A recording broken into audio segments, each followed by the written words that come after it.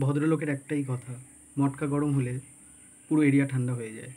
তা নমস্কার বন্ধুরা, আমি গৌরব। আমি আজকে কথা বলবো মৃগয়ার এর ট্রেলারটি নিয়ে। তা এর টিজারটি কিন্তু খুব সুন্দর হয়েছিল, আমি দেখেছিলাম কিন্তু সেই টাইমে রিভিউ করা হয়নি। তা টিজারটিতে না এই ডায়লগটি বারবার দেওয়া হচ্ছিল যে ভদ্রলোকের একটা কথা, মটকা গরম হয়ে গেলে পুরো এলাকা ঠান্ডা হয়ে যায়। তা এইটা বিক্রম না বারবার বলছে, মানে টিজারটিতেও বলেছে বারবার, আর এই ট্রেলারটিতেও কিন্তু বারবার বোঝা যাচ্ছে। আর এখানে মানে প্রত্যেকে, এখানে বিক্রম তো কমার্শিয়াল সিনেমা করেছে এর আগে, সে মানে করেছে হচ্ছে পারিয়া।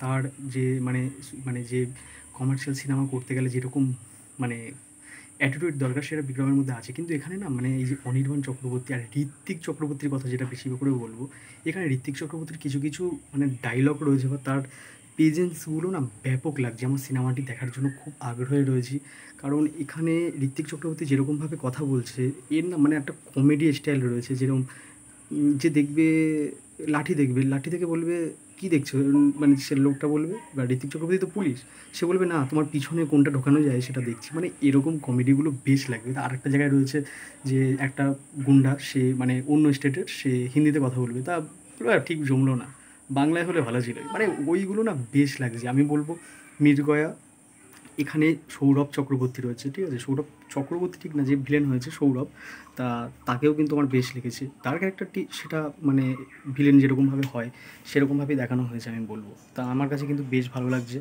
ট্রেলারটি খুবই সুন্দর হয়েছে। আমি বলবো এখানে যেরকম ভিজুয়ালটা, ঠিক আছে, বাংলা সিনেমায় কিন্তু এরকম দেখা যায় না, যেরকম ফেস অফ লাস্টের যে সৌরভ আর হচ্ছে মানে ট্রেলারটিতে দেখানো হয়েছে যে সৌরভ আর হচ্ছে বিক্রমের যে ফেস অফটা, এবার সেটা লাস্টে যদি হয় তাহলে খুব দারুণ হবে। মানে মানে এই যে বাংলা সিনেমায় না অনেক দিন হয় না যে হিরো ভিলেনের যে ফেস আপ সামনাসামনি সেই অ্যাকশানটা কীভাবে পুল আপ করে, আমি ডিরেক্টর কীরকমভাবে পুল আপ করে সেটাই আমি দেখতে চাই।